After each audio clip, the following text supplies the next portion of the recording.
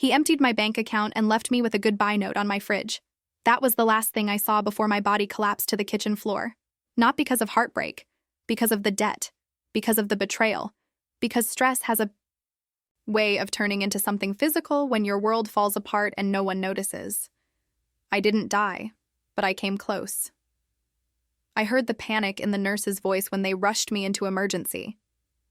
I remember Mildred crying next to my bed, whispering, "I told you, Kimberly," over and over again, like she could rewind time with guilt alone. But Harry? He was gone. No calls, no apologies, not even a signature to take responsibility for the loans that bore my name.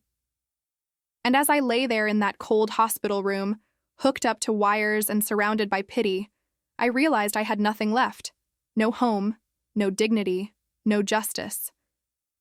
I used to believe love could fix things. That if you gave enough, sacrificed enough, stayed patient enough, love would reward you. But love doesn't pay bills, and it sure as hell doesn't protect you from men like Harry. So when I closed my eyes that night, completely still, my chest aching with rage instead of sadness, I made a silent wish. Not for healing, not for happiness. Just a chance. One single chance to do it all over again. And someone, or something, listened. Because the next morning, I wasn't in a hospital. I wasn't in debt. I wasn't even heartbroken. I was back. 2 years earlier. Before Harry, before the loan, before I let someone weaponize my love into a business transaction. And this time I wasn't going to love him. I was going to destroy him. Because I didn't just remember his betrayal. I remembered everything. His pitch deck, his investor list, the tech lie he turned into a company, the woman he cheated on me with, before he disappeared. I remembered the exact day he made his first real funding presentation. He used me for money once. Now I had the money, and I was going to use it to shut him down. Before Harry, I thought I understood loneliness. I thought it was coming home to an empty apartment and hearing the echo of your own footsteps. I thought it was eating microwaved noodles on the couch while reruns played to fill the silence. But real loneliness? The kind that doesn't just sit in your chest but curls around your ribs and makes a home there? That's what I learned from loving Harry. I met him outside a busted espresso machine. He was wearing a hoodie that didn't fit and sneakers that had seen better days, and he looked at me like I was someone worth noticing. Not just glancing at, not scanning and discarding like a checkout item, like actually noticing. And in a world where I felt constantly invisible, that alone felt like magic. Harry was charming in a very particular way. Careful charm. He knew how to be vulnerable just enough to make you want to protect him. He wasn't flashy or arrogant. He was the guy who said, "I don't really talk about my past," and somehow that mystery wrapped you tighter around his finger than any polished speech ever could. He was broken in the kind of way I thought I could fix. And I wanted to fix something. Anything. Maybe because I couldn't fix myself. He talked about building something great. A startup, he said. A new kind of platform. He had this pitch about decentralizing event planning. Don't ask, I still don't know what the hell it meant. But the way he spoke about it, you'd think he was unveiling the next iPhone.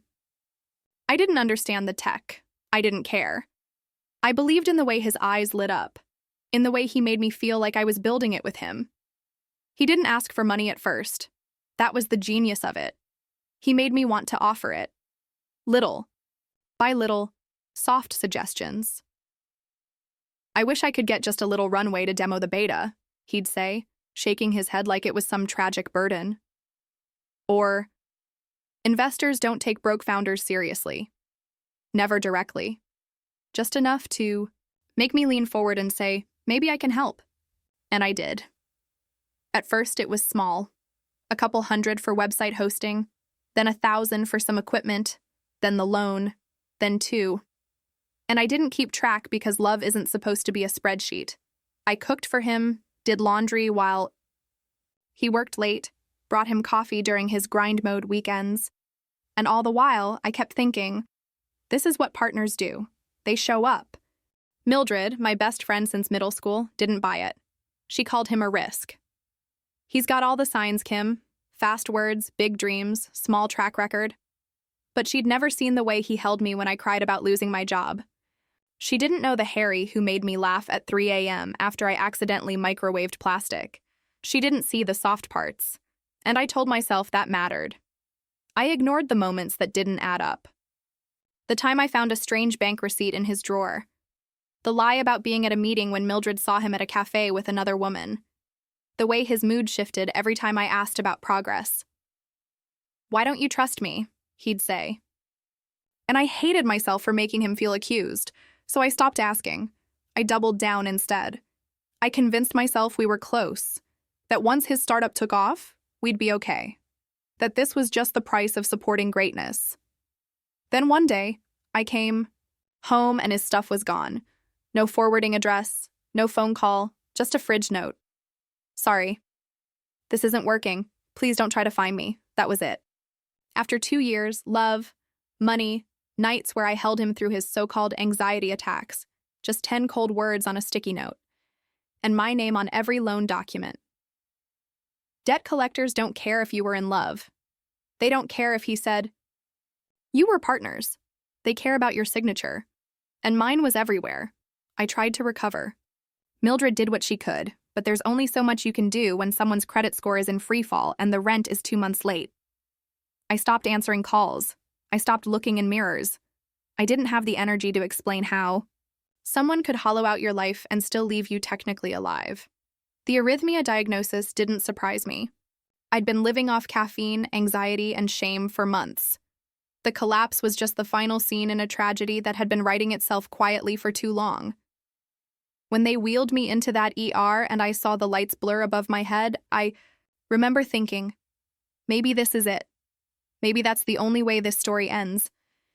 But the universe, or fate, or whatever cruel god runs this simulation, I don't know, gave me something else.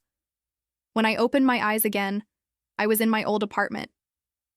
But the dishes weren't in the sink. The calendar said I was still working at the bookstore.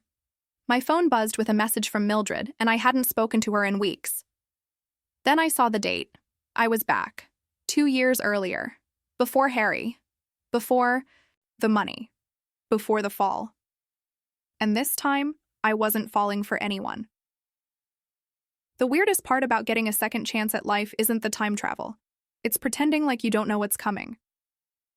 I saw Harry again 3 days after. Waking up in the past. Same broken espresso machine. Same hoodie. Same line. You'd think a place this overpriced could fix their coffee machine. He smiled at me like we'd never met before, and technically we hadn't. Not in this timeline. Not yet. I knew exactly how this conversation would go. He'd make a joke. I'd laugh. We'd find some shared sarcasm, and that would be the beginning. The beginning of love, of trust, of ruin. But this time I didn't laugh. Maybe they're just waiting for someone to invest in a better one, I said flatly, turning back to my drink. He looked surprised, thrown off.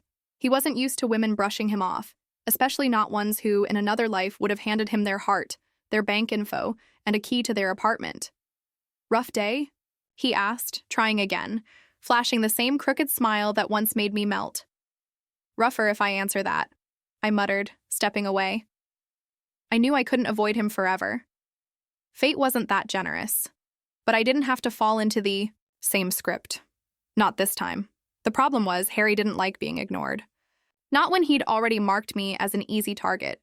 He just didn't know yet that I wasn't. He started popping up. At the bookstore where I worked, in the coffee shop next door. Online. Liking old photos of mine that hadn't even been posted. Yet. And every time, he acted like we were casually running into each other. "Oh, you again," he'd say with that pretend surprise. But behind his easy smile, I saw it now. The manipulation. The calculation. The way he studied reactions like they were test results. Eventually, he made his move. "Listen," he said one evening, after hanging around my bookstore shift a little too long, "I'm working on something big. I think you'd get it." I didn't reply. I didn't need to. This was the part where, in my last life, I would have leaned in and said, "Tell me everything." He took my silence as interest. "Of course he did. It's a platform for decentralized event planning," he said. "But this time I'm structuring it to attract angel investors. All I need is some runway." Some runway. I knew that phrase too well. It used to sound like ambition. Now it sounded like a siren. I don't have money, I said simply. Not blinking. I didn't ask for, he started, but I cut him off. Not even emotional money. Not time. Not patience. Nothing. He blinked, smile twitching slightly. Okay. I didn't mean to offend. You didn't, I said. I'm just not interested. In platforms, or pitches, or people who only show up when they need something. For a second, he didn't say anything. Then the charming mask slid back into place. Hey, no pressure. I just thought you seemed like someone who sees potential. I do, I wanted to say. I see the potential in people like you to destroy the ones who care the most. I went home and stared at my laptop. I'd been avoiding it since waking up in this new old timeline. But now I opened a blank page and started listing everything I remembered. The startup name, the dates of his launch events, the names of early investors, the date he left me. I typed every single one. Then I started planning. It wasn't just about not falling for him. That wasn't enough. I needed to be there. When he pitched his idea to the real investors, the ones who made it happen, I needed to be standing there when he tried to spin his snake oil charm, and I'd be the one holding the checkbook. Because this time, I wasn't going to be the one desperate for approval. I was going to be the one who could say no. And not just no, publicly, formally, in front of every person he was trying to impress. But something else happened that I didn't expect. Mildred called. Kim, she said, you've been weird lately. Are you okay? Her voice cracked me open a little. She was my constant. She was there before Harry, after Harry. She was the one who visited me every week in the hospital while I was waiting to die. In the last life, I owed her more than an apology. I owed her everything. I'm okay, I whispered, just figuring stuff out. Does this have anything to do with that guy? The one who keeps coming to your bookstore? She asked. So she noticed. Of course she did. Yeah, I said. But I'm handling it. You always try to handle everything alone, she said gently. You don't have to. I didn't respond. Not because I disagreed, but because I didn't know how to explain that I wasn't just handling the present. I was fighting against the future, a future that had already happened. And then came the message from Harry. Can we talk? It said. I want to be honest with you. And just like that, I felt the tension crack down my spine. This was when he started acting like he was being vulnerable. The fake confession, the heart-on-sleeve moment that made me think I was special, that I was the one who truly understood him. He always said, "No one gets me like you do, Kim." Except this time, I did get him. Fully. And I wasn't buying a single word. I didn't sleep the night Harry messaged me. Not because I was afraid, not even because I was angry, but because I couldn't figure out why part of me still wanted to answer. That was the sickest part of it. The part that made me question if anything inside me had actually changed. Because for all my talk of revenge, for all the plans and memories and lists of what he did, some traitorous thread in my chest still remembered how it felt when he used to pull me in close and whisper that I was his only piece in the chaos. It made me hate myself a little. Was that what love did? Not just blind you, but chain you? So even when you broke free, you still dragged the weight of it behind you? I closed my phone, opened it again, read the message 5 more times. Can we talk? I want to be honest with you. Honesty. He was good at using that word, like it had meaning coming from his mouth. I used to fall for that softness in his voice when he'd say he was opening up. I used to think it meant I was special, trusted, chosen. But he told Mildred the same things too. After he disappeared, she confessed something I never forgot. I think he was trying to charm me too, Kim. I didn't say anything because I thought I was imagining it. She wasn't. He'd asked her to coffee once when I was working late. Said he wanted to get to know Kimberly's world. He always had a way of cloaking manipulation and affection. That was his power. And now he was trying again.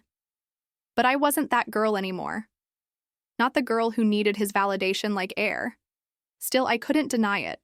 The silence that followed his message was worse than the message itself, because it gave my mind room to run wild. What was he planning? Had he already started building the company? Was I too late? Every version of this story played in my head. The one where he beats me to the punch. The one where he charms new investors before I get a chance to intercept.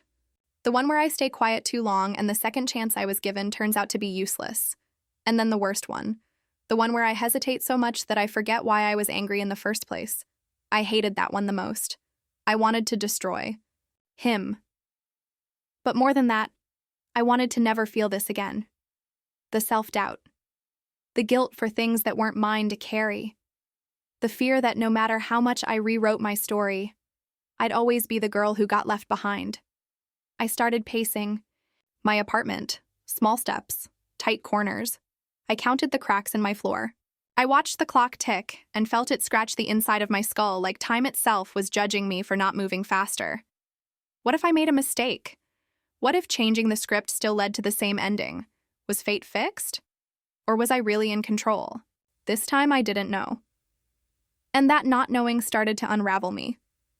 I opened my journal and started writing, not because I had anything profound to say, but because I needed to remember why I started all this. Page 1, I wrote, "He used me, and I loved him for it."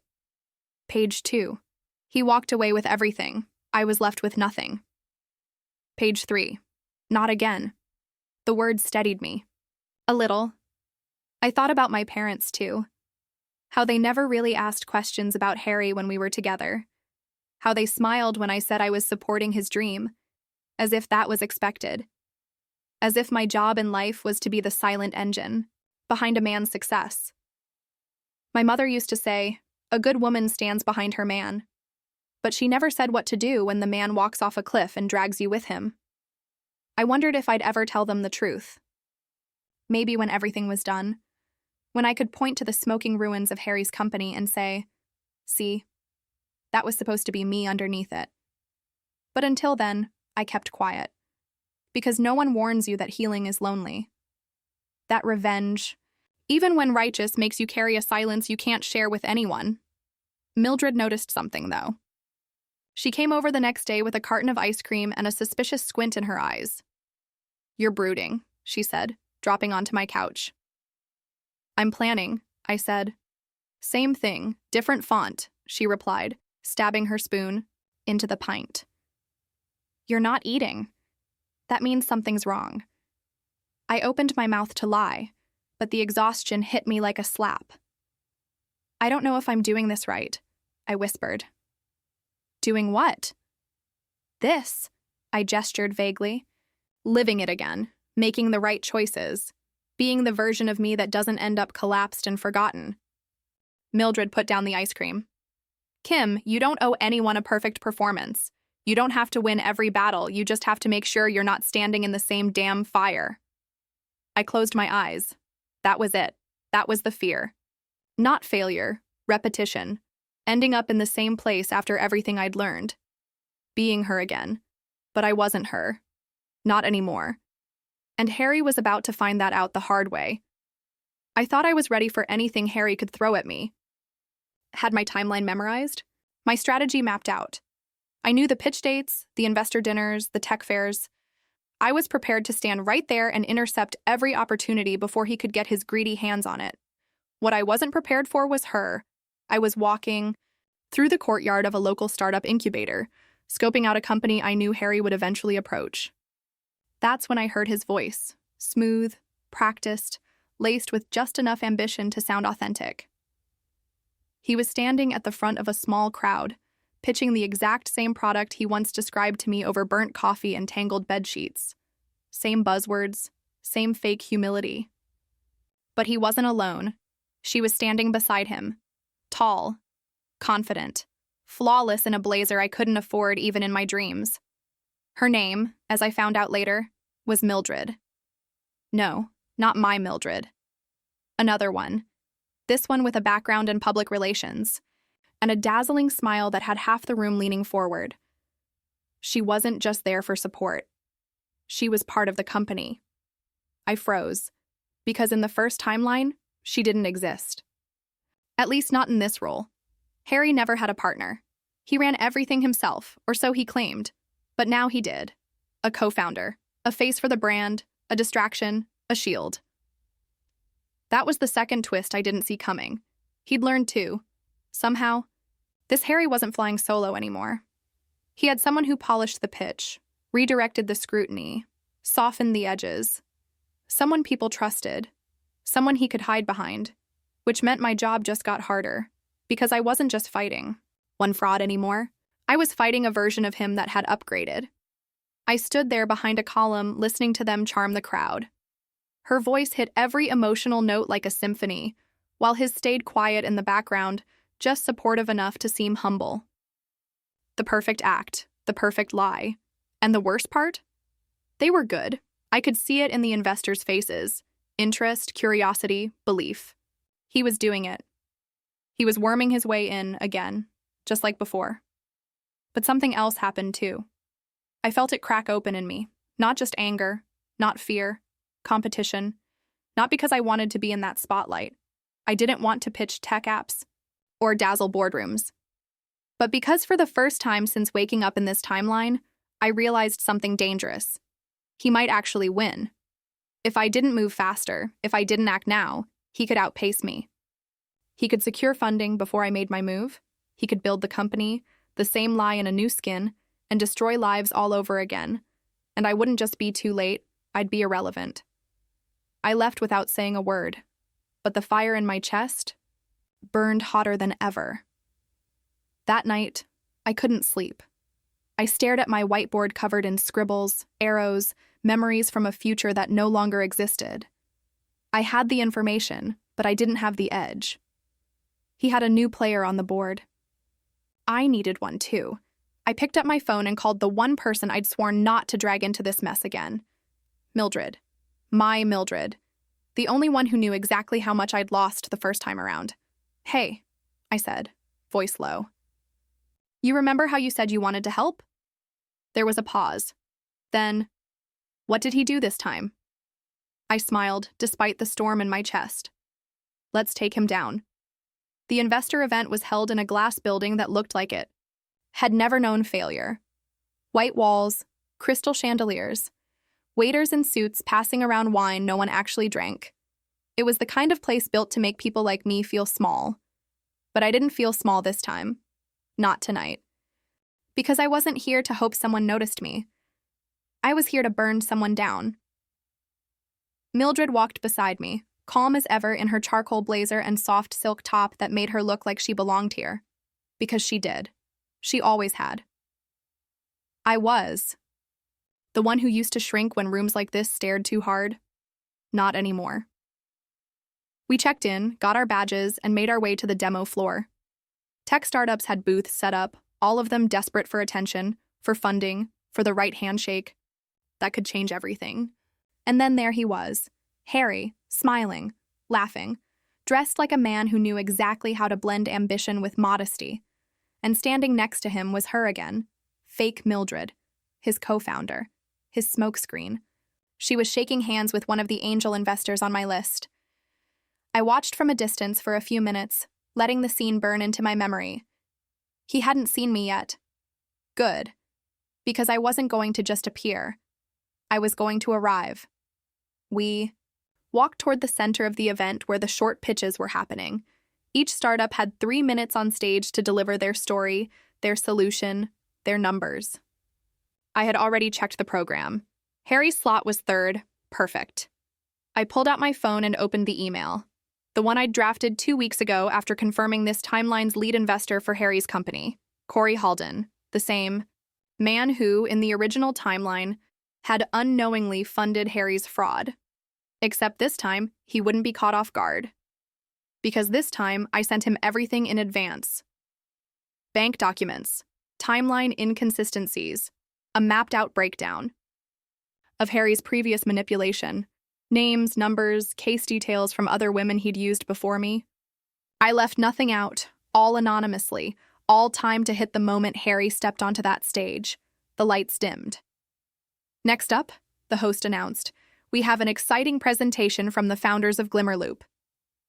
And there he went, up the stairs.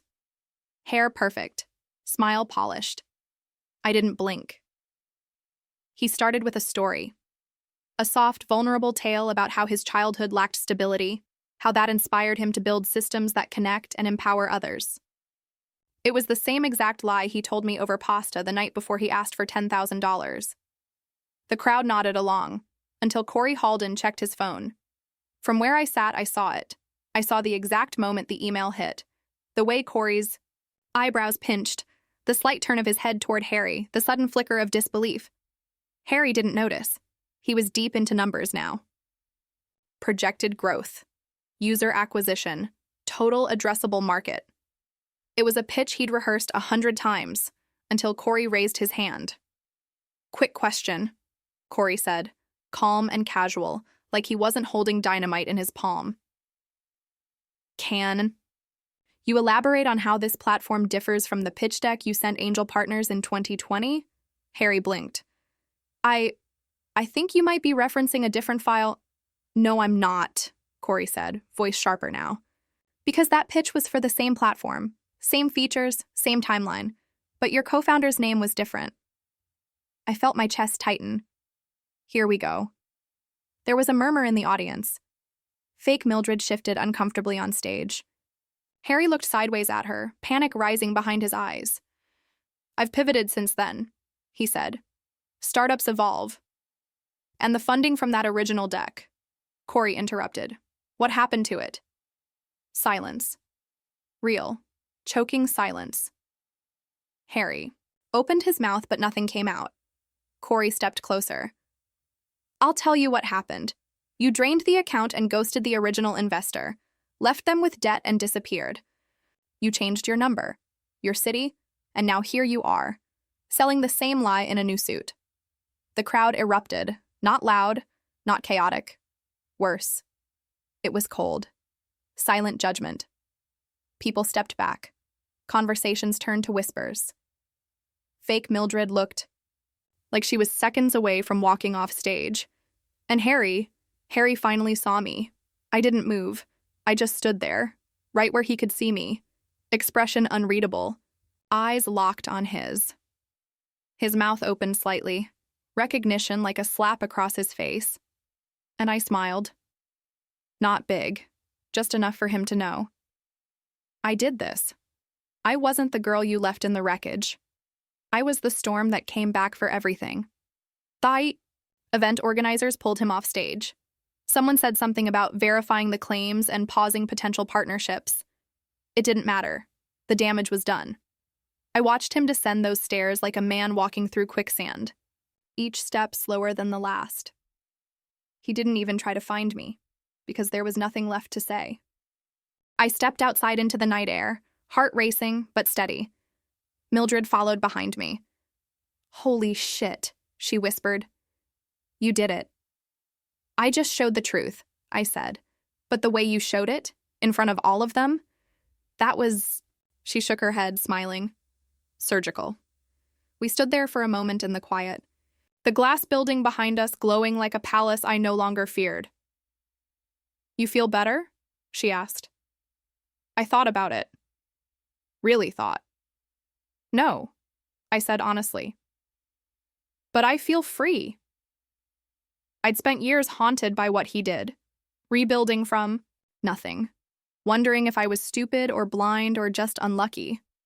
But now he was the one left picking up pieces, and I was just getting started. It didn't end that night. People like Harry don't just vanish when exposed. They scramble. They deflect. They look for new shadows to crawl into. And he tried. Oh, he tried. 3 days later, an article popped up online titled, Startup Star Faces Accusations, Denies Allegations. He called the confrontation a misunderstanding. Claimed he was the victim of a smear campaign. Said I was an unstable ex with an agenda. I read every word, and then I released everything. I had documents, screenshots, emails, voice recordings, even the old pitch decks he thought I'd never kept. I gave them to 3 journalists, none of whom knew each other, all of whom were women, who'd been burned by men like him. 1 week later, the headline changed. Investor fraud unraveled. Glimmerloop founder fabricated startup history. The fallout was swift. Fake Mildred pulled out. So did every investor. The platform's development account was frozen. Users uninstalled the beta app after seeing threads exposing everything, compiled by women Harry had hurt in the past. Some of them messaged me directly, thanking me for bringing him down. But the real closure came when he showed up at my apartment. I knew he would. It was only a matter of time. Men like him always return, not out of love, but out of panic and weakness. He stood at my door, no longer clean-shaven, no longer smiling. Just a tired, desperate man in a wrinkled hoodie who looked like the world had finally stopped playing by his rules. "Kimberly," he said, voice soft like it used to be. "Can we talk?" I didn't speak. "I didn't mean to hurt you," he said. "I messed up. I see that now. But you didn't have to ruin my life." I blinked slowly. "Ruin?" I said finally. "You call this ruin?" He nodded, shoulders trembling with fake remorse. "This isn't ruin, Harry," I whispered. "This is karma with a face and heels and a hard drive full of receipts." He opened his mouth, probably to plead again, but I shut the door. I didn't. Slam it. I didn't curse him. I just closed it with the calm that only comes when you know you've already won. After that, I stopped watching him fall. I had better things to build. Mildred and I launched something of our own, Nova Bridge, a platform for vetting early-stage founders.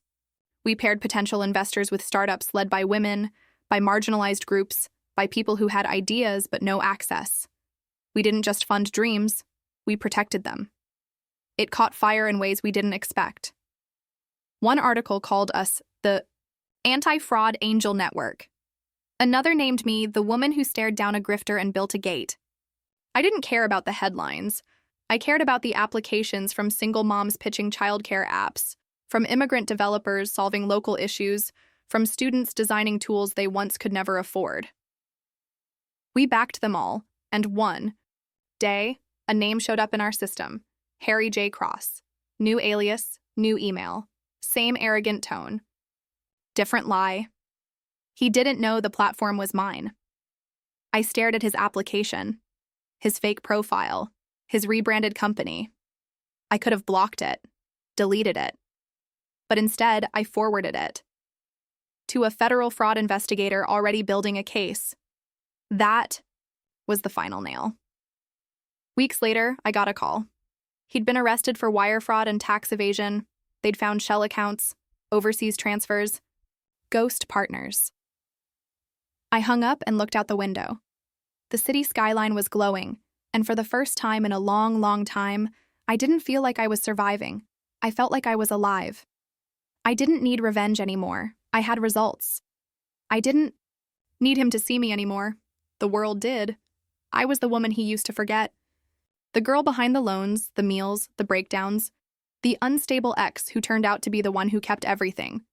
He took my money, my time, my peace, and I turned it into something powerful. So when people ask me how I built Nova Bridge, I tell them this: start with heartbreak, add a hard reset, mix in a little rage, a lot of clarity, and one good friend who never lets you give up. Then build a platform so strong that the people who once used you have to beg for access, just to be told no. The world has enough Harrys, but now it also has me, and I don't forget anything.